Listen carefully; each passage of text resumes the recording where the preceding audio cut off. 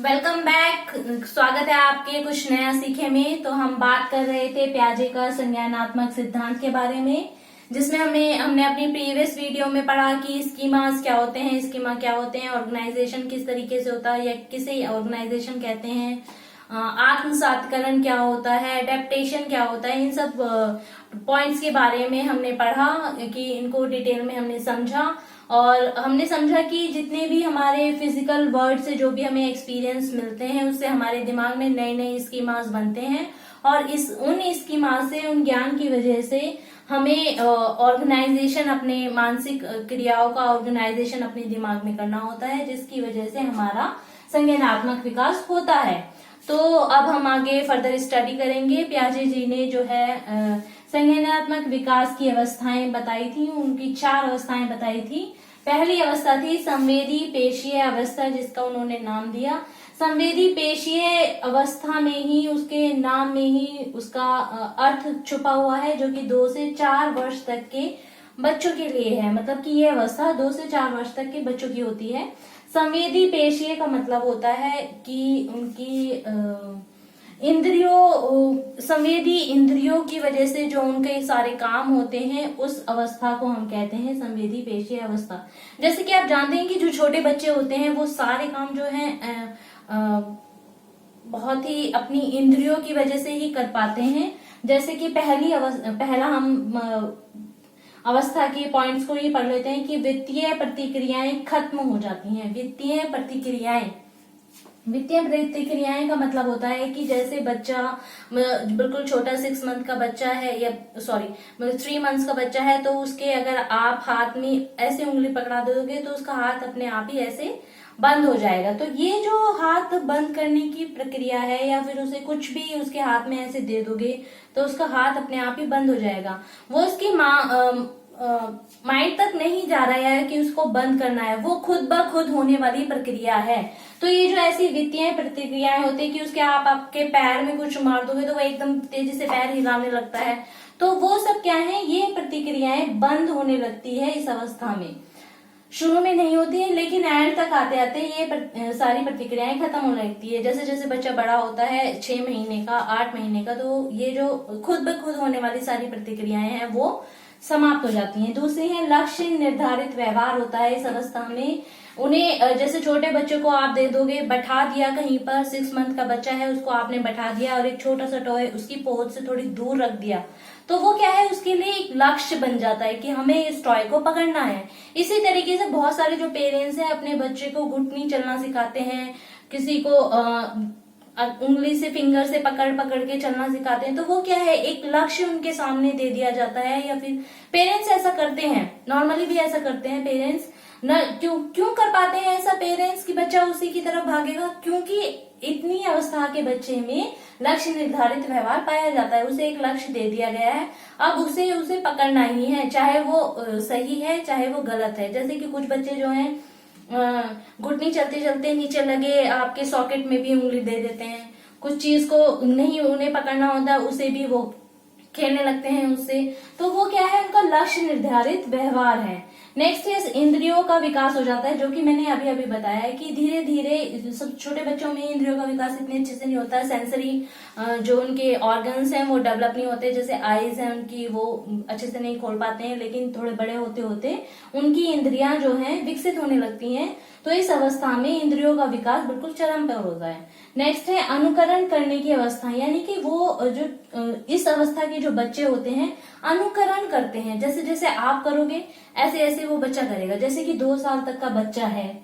2 वर्ष तक का जो बच्चा है, वो आपको देखकर ही चीजें करना शुरू करेगा। जैसे कि आप अगर चम्मच से कुछ भोजन खा रहे हैं तो वो भी कोशिश करेगा चम्मच से, चाहे वो उससे गिर जाए, है ना। नॉर्मली भी ऐसा होता है कि बच्चे जो हैं जैसे आप कर रहे हो ऐसे ही करेगा, जैसे आपने बताया वो नहीं करेगा, जो आप उसके सामने कर रहे हैं बच्चा वो करेगा, क्योंकि उनमें अनुकरण करने की अवस्था होती है। ये वाली अवस्था, ये इस वाली एज तक स्थायित्व का गुण विकसित होने लगता है। ये गुण जो स्थायित्व का गुण है, यानी कि चीजों को पहचानने का जो थोड़ा थोड़ा गुण है, वो उनमें विकसित होने लगता है। शुरू की एज में 1-1.5 साल तक बच्चा ये नहीं कर पाता, लेकिन 18 माह से 2 वर्ष तक की आयु तक का बच्चा स्थायित्व का गुण विकसित कर लेता है। नेक्स्ट है चिंतन प्रारंभ करना। चिंतन यानी कि वो थोड़ा थोड़ा सोचने लगता है कि हमें जैसे 1 साल तक के बच्चे को अगर आप कुछ चीज नहीं भी छूने के लिए कहेंगे लेकिन वो उसे छूता जरूर है। क्यों? क्योंकि जो है उसका लक्ष्य निर्धारित व्यवहार है 1 साल तक के बच्चे का। जैसे जैसे बच्चा थोड़ा और बड़ा होता है, 18 माह का होता है यानी कि 1.5 साल का हो जाता है, तो आप उसे कहेंगे नहीं बेबी ये नहीं छूना है, इसमें करंट आ जाता है, तो उसे क्या आपकी वॉइस से रिकॉग्नाइज करके वो ये जान लेता है कि नहीं, इसे जो है हमसे बड़ा व्यक्ति मना कर रहा है, तो पॉसिबली ये कुछ गलत चीज है या मैं कुछ गलत करने जा रहा हूं, तो वो एक बार को रुक जाएगा। और जैसे ही वो बच्चा और थोड़ा बड़ा होगा तो वो चीजों को पहचानने लगेगा कि नहीं ये काम हमें नहीं करना है। 2 साल तक का बच्चा ये चीजें उसे लग जाती है कि अगर वहां पर कोई नाइफ रखा हुआ है, उसे आपने कई बार उसे मना किया है कि ये नाइफ को टच नहीं करना है, ये नाइफ नहीं उठाना है, तो वो बच्चा क्या करेगा, उसको ये चिंतन प्रारंभ कर लेगा कि अच्छा ये तो नाइफ है, इससे ऐसा हो सकता है, इसे पेरेंट्स जो है मना कर रहे हैं तो इसको नहीं उठाना है। तो ये इस तरह की जो छोटी छोटी क्रियाएं हैं चिंतन करने, वो उसकी जो अभिक्रियाएं हैं वो प्रारंभ कर देता है इस एज तक आते आते। नेक्स्ट है क्रिया तथा परिणाम के बीच संबंध स्थापित करना। जैसे कि मैंने अभी अभी आपको बताया कि उसके काम करना, वो क्या काम कर रहा है, उसके क्या परिणाम होंगे। 18 से 2 साल का बच्चा जो है, मतलब थोड़ी लास्ट की एज का जो बच्चा है, इस अवस्था की लास्ट की एज का जो बच्चा है, वो इन दोनों चीजों में संबंध स्थापित करने लगता है। नेक्स्ट है स्वयं को वातावरण की वस्तुओं से अलग समझना। यानी कि ये पॉइंट बहुत इंपॉर्टेंट है कि जो बच्चा है वो सोचता है कि जो भी वातावरण है उसके आसपास का वो सब अलग है और मैं जो हूँ एक फोकस पॉइंट हूँ, मैं इस सब वातावरण से अलग हूँ। तो ये जो पॉइंट है ये उनके माइंड में रहता है कि कुछ भी चीजें हैं वो अलग चीजें हैं और जो मैं हूँ सबका जो ध्यान है वो मेरे ऊपर ही रहना चाहिए, क्योंकि छोटा बच्चा है, उसे ये लगता है कि सब लोग मुझे देखें, अच्छे से पहचाने और मैं इन सब निर्जीव और सजीव चीजों को जो है मेरे आसपास जो भी अवेलेबल है उन सब से हटकर मैं सबसे अलग हूँ। तो ये सब क्या थी, ये सब इस संवेदी पेशी ऐसी अवस्था थी जो उनकी इंद्रियों का विकास जैसे जैसे होता है ऐसे ऐसे बच्चा जो है ये सारी जो अवस्थाएं हैं, ये सारे जो व्यवहार है वो बच्चा करने लगता है। तो क्वेश्चन कैसे बनता है इस पे सीटेट पे? क्वेश्चन ऐसे बनता है कि अनुकरण करने की अवस्था कौन सी, प्याजे की कौन सी अवस्था में आ जाती है? संवेदी पेशी अवस्था में आती है, पाक संक्रियात्मक अवस्था में आती है, जो भी अवस्थाएं होती हैं उनमें आती हैं। तो क्वेश्चन ऐसे बनता है इस पे, इंद्रियों का विकास किस अवस्था में होने लगता है? तो ये जो पॉइंट्स मैंने लिखे हैं ये पॉइंट्स ही हैं जो आपको याद करने हैं, क्योंकि क्वेश्चन ऐसे ही बनता है कि कौन सा पॉइंट जो है किस अवस्था में होना शुरू हो जाता है, किस एज तक आना शुरू हो जाता है। तो नेक्स्ट हम बात करते हैं सेकंड अवस्था की, जिसे हम बोलते हैं पाक संक्रियात्मक अवस्था। 2 से 7 वर्ष की अवस्था होती है। देखिए 2 से 7 वर्ष की अवस्था है तो यानी कि आप अपने माइंड में ऐसे बच्चों को लेकर चलें जो 2 से 7 वर्ष तक के हैं, छोटे हैं फिर थोड़े से बड़े भी हैं। तो उनमें कौन कौन सी चीजें होती हैं, अगर उन्हें ध्यान में रखते हुए आप याद करेंगे तो ये चीजें बहुत जल्दी से याद हो जाती हैं। पहला है जीववाद। जीववाद यानी कि 2 तरह के जीव होते हैं, सजीव और निर्जीव, जैसे बायोलॉजी में पढ़ा जाता है। जो चीजें चलती हैं, जो चीजें निर्जीव हैं, उनको वो अलग अलग नहीं कर पाते। जैसे छोटा बच्चा है, उसको पता ही नहीं है कि अगर वहां पर छोटा सा कीड़ा चल रहा है तो उसे पकड़ना है या नहीं पकड़ना है, या ये चीजें जिंदा है उसको मारनी नहीं है। छोटा 2 साल तक का बच्चा, 2 से 3 4 साल तक का भी बच्चा जो है वो नहीं समझ पाता है कि दूसरी वस्तुओं में भी सांसें हैं, वो सजीव चीज है, उसको नहीं मारना है, वो डिफ्रेंशिएट ही नहीं कर पाता है। तो ये क्या है, जीववाद को वो नहीं समझ पाता है। नेक्स्ट है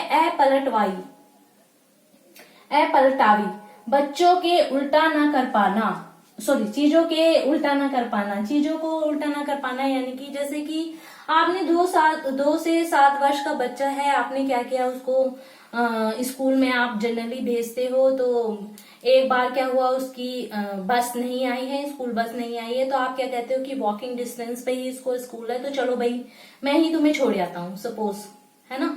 तो आपने क्या किया, बच्चे को वो वे याद है कि बच्चा जिस जिस तरीके से जाता है, क्योंकि वो स्कूल बस में डेली देखता है वो रूट, तो आपने क्या किया, वही रूट को फॉलो करते हुए बच्चे को स्कूल तक ले गए, और जब आपने उसे स्कूल में छोड़ा तो आपने उसे ये बताया कि जैसे जैसे आप आए हो इसी रूट को फॉलो करते हुए आपको वापस घर खुद ब खुद ही आना है। तो बच्चा क्या कहेगा सामने से, नहीं मम्मा मुझे तो जो है जाने का रास्ता तो पता है, लेकिन मुझे वापस आने का तो रास्ता पता ही नहीं, स्कूल से घर आने का तो रास्ता पता ही नहीं। यानी कि जिस रास्ते से वो स्कूल तक पहुंचा था उसी रास्ते को फॉलो करते हुए स्कूल से घर नहीं आ पाता, क्योंकि उसे पलटा भी नहीं आता कि जैसे जैसे चीजें आती गई पहले वैसे वैसे चीजें आएंगी। तो ये है चीजों को उल्टा न कर पाना।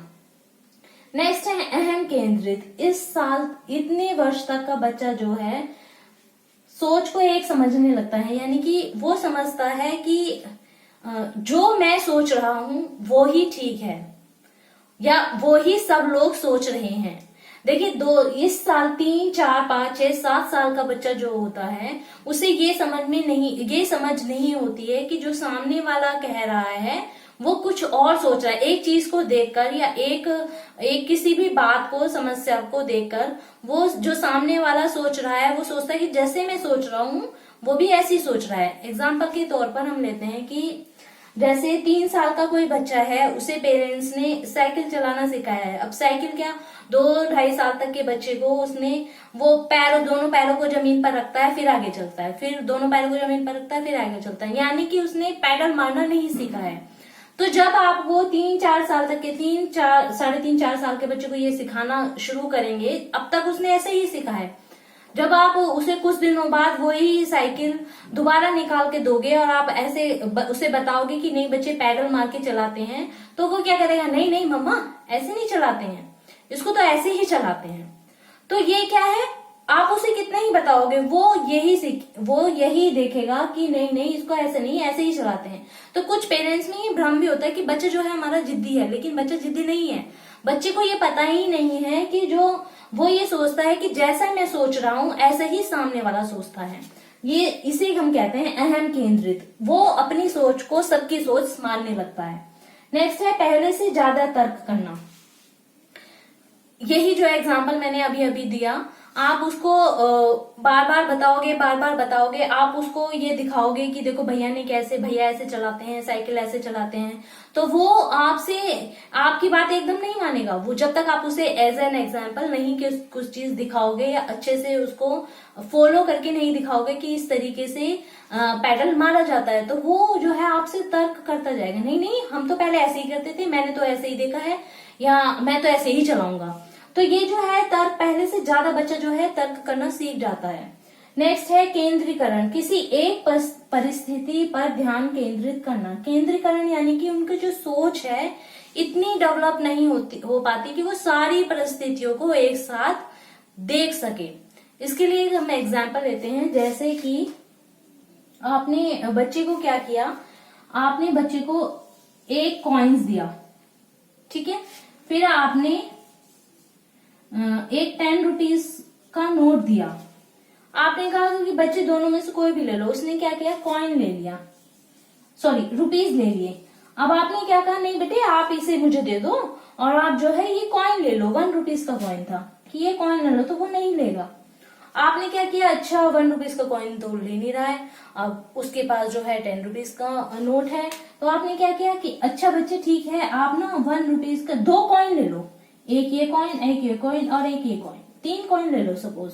तो वो क्या करेगा, ये 3 चीजें जो क्योंकि वो अलग अलग हैं, वो 3 चीजें अलग अलग हैं, तो वो क्या करेगा कि हाँ ये वाली चीजें को क्योंकि ये ज्यादा है, उसे नहीं पता कि ये 10 रुपीज का नोट ज्यादा है जिसमें ज्यादा पैसे आएंगे, उसे ये पता है कि ये जो है ये ज्यादा अच्छी चीज है, ये 3 मुझे मिल रही हैं, ज्यादा मिल रही है, नंबर ऑफ क्वांटिटी ज्यादा है इसकी।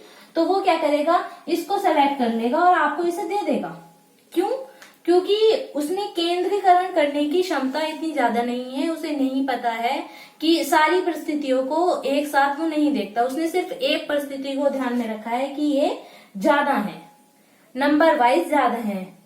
उसने ये नहीं देखा कि ये एक तो दूसरी क्वालिटी का है, दूसरा ये ज्यादा बड़ा है, ठीक है। तो उसने क्या करा, उसने आपसे ये वाले कॉइन ले लिए, सॉरी ये ले लिए और ये नोट जो है आपको दे दिया। तो ये था केंद्रीकरण। ये थी संज्ञानात्मक विकास की दो अवस्थाएं, समृद्धि पेशीय अवस्था और पाक संक्रियात्मक अवस्था। नेक्स्ट दो अवस्थाएं हम नेक्स्ट वीडियो में पढ़ेंगे। अगर आपको हमारी वीडियो अच्छी लगी हो तो वीडियो को लाइक कीजिएगा और हमारे चैनल को सब्सक्राइब कीजिएगा और बेल आइकन को जरूर प्रेस कीजिएगा ताकि हमारी आगे आने वाली वीडियोस जो है आपको उसकी अपडेट्स आपको मिलती रहे। Thank you.